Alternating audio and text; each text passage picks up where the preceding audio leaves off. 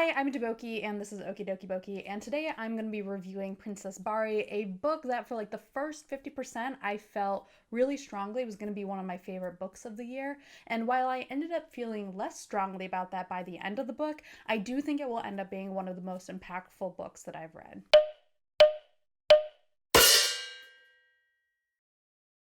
Princess Bari was written by Sok-Yong and published in Korean in 2007. It was translated into English by Coursera Kim Russell, and that translation was published in 2015. The book is a magical realism meets coming-of-age story about Bari, the seventh daughter of a North Korean family whose initial prosperity is unable to see them through the devastating famine, a famine that sets Bari on a journey to China and then London, where her own seemingly supernatural abilities are woven through with the story of Bari's namesake, Princess Bari, a figure from Korean folklore who brings peace. I don't really remember where I heard about this book from, which is kind of a shame because I'd like to go back and find more interesting books like this. I do know that I was drawn to the combination of Korean folklore and a North Korean setting, neither of which I've read much about. Most of my understanding of North Korea comes from either talking to friends who are from South Korea or from reading, Western takes on the country. So I was intrigued to get something that would be kind of more like the former rather than the latter. To be honest, I kind of went into this very ignorant about the book and especially the author, Hwang Sok-Yong, and I kind of wish I had done some basic reading before I had started reading this book because I think it would have helped me appreciate some of the aspects of the plot and the character more while I was reading. But I'll get into some of that more later. This book had a really, really strong start for me, which is why I really thought for a while that it was going to be one of my favorite books of the year. Bari's family dominates the first chapters, and even though the first sentence of this book is, I was barely 12 when my family was split apart, I felt kind of drawn into a false hope that, somehow everything would be okay. The hard choices her family makes, whether for themselves or for each other, are portrayed with this balance of like the understanding of the emotions, but also the pragmatism underlying the decisions that they have to make. And it was something I personally hadn't read before in this particular setting. Bari's sort of ambiguous magical abilities are woven in to bring like a haunted or surreal layer to everything that paradoxically makes it feel more grounded. Like it's giving you access to something that would be hard to fully grab otherwise. I was on an episode of Snark Squad recently with Nicole Sweeney from Nicole Sweeney and Mari from My Name is Mari Nez, and we were talking about coming of age novels, and we got into a discussion about magical realism and how it makes stories that might initially seem distant feel closer, and I think that's relevant here. Bari's whole coming of age is framed around this story and really this country that is physically inaccessible to most of us. And I think one of the ideas of wrapping it around both a folktale and her own like ability to talk to ghosts and the like, and to feel people's traumas is to bring us closer to like an understanding of the human emotions that we do all recognize, even if they're under different circumstances. As the story moves from North Korea to China and then London, my sense of the quality of the book began to shift. Don't get me wrong, it is still very strong. It's a testament to just how shitty things have been for so long, that this book that's about Bari's fictional journey in the 90s and that was published in the early 2000s and then translated almost a decade later resonates with stories that I've heard from decades ago, not to mention, all of the stories that we hear now about refugees around the world. The book gives voice to just how dire those journeys can be and also how much more dire circumstances have to be to make that journey seem worth it. If you are planning to read the book, I will say that while these scenes are not necessarily graphic, I found them to be pretty intense to read. However, while Hwang takes great care to portray a variety of different refugees and cultures in London, managing to bring specificity to people's cultures and their own experiences while weaving in a sense of universality between them, and that is very important to this book.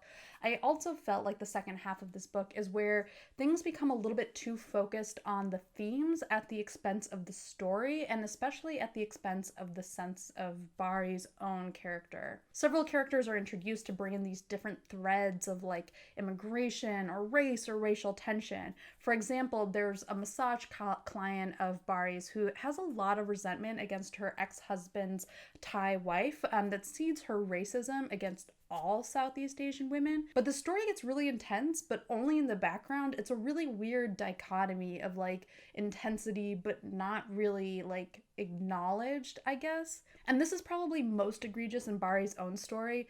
Terrible things happen to Bari throughout this book. That's sort of the nature of this book, and also kind of the point of weaving her own story through with that of the folktale.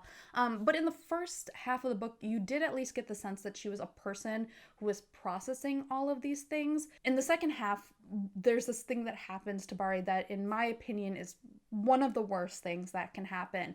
And it's this huge loss that happens on top of other losses and anxieties. And that was like the point at which I realized that Bari had kind of lost all sense of having, I don't know, like some kind of like inner voice. Like she's still narrating the story, so she has voice in the story, but I don't really have any sense of like what she's thinking about them. Things happen to her and she makes active decisions, so it's not entirely like she's a passive character, but there seems to be like no reaction to those things that happen, or really like a sense of a rationale behind the decisions that she makes. It almost starts to feel like she's dissociated from what's happening. And I do think there's an argument that could be made that that's actually what the author is trying to do, like maybe trying to mount a sense of like so much trauma has happened that like maybe she's numbed herself, she's dissociated from it. But I don't feel like if that was the point, that it was fully executed, both in how she gets to that stage and how she gets out of it. It's so laden with these other storylines that seem like they're going to mean something, but the way that they mean things are like vague but also heavy-handed. And so it just kind of overshadows the things that are happening. Like I said towards the beginning, I did not know much about this book, or particularly about Hwang Sok-Yong, when I started reading it. So I decided to do some quick Wikipediaing before I did this review, just because I wanted to make sure that I was like at least maybe understanding like the author a little bit more, understanding more about like, you know, I guess the source of the book. I don't really know that much about Korean literature or writers. I, like a lot of people, I read The Vegetarian, but like that's kind of the extent of it. So I wanted to learn some more, and it turns out that I'm an idiot, and Hwang Sok-Yong is kind of a big deal. So won a bunch of awards, but maybe one of his most notable things that he's done is take a unauthorized trip to North Korea. I think it was around 1989, and as a result, he was actually sentenced to 7 years in prison in South Korea, but was released early in 1998 after I believe an amnesty campaign. There's a lot to learn, and like that Wikipedia entry has like a bunch of links that are kind of hard to source, so I don't want to like recommend it, though there are a lot of things quoted. So I don't know. Wikipedia is a good research starting point. It's not a great endpoint. There's a whole spiel there. Anyways, I did find a magazine from the Literary Translation Institute of Korea that has a whole bunch of stuff featuring him and writing about him. So there are essays from literary critics and professors. There's an interview with him. There's his own personal essay. I'm going to link to it below, because I think if you're interested in this book, or if you've read it and you want to know more, I think that they're worth reading if you're like me and you didn't know that much, or if you even only know a little. It's always worth reading more. And I think for me, from what I've read so far from that, I got more of an understanding about how his own personal experiences with war, particularly the Vietnam War, have shaped some of his writing early on, and kind of his perspective on the world later on, which I think is particularly relevant to Princess Bari. I think for me, one of the things that helped was made some specific narrative choices a little bit less frustrating, because they felt less like cheap shots and like they were built out of something sincere, at least from my own judgment and reading. I've definitely, like in past reviews, I think I've referred to authors and their intent, which I'm comfortable doing. I think sometimes it adds to a review, sometimes it doesn't. I don't often reframe my thoughts about a book around authorial intent, though. This is one of the few instances where I do feel comfortable doing that. I think in large part because this book is touching on an experience that is so foreign to my own. So judging this book around what I want it to be, or the way that I think it should be written, seems really limiting in terms of how I actually process the book overall. On its own, I thought Princess Bari was a great but also simultaneously disappointing read, but ultimately I think it was a worthwhile one. I'm glad I read it because not only was it a great gateway into a particular type of story, into a particular setting, it was a great introduction to me to a writer whose books I want to explore further. So if you've read more of Hwang Sok-Young's writing and have recommendations on things I should read, let me know. I would love to learn more. If you found yourself reevaluating a book after learning more about the author, let me know. Yeah, just thoughts in general, whatever, maybe recommendations for Korean writers in translation. I'm open to it all. So thanks for watching, and bye.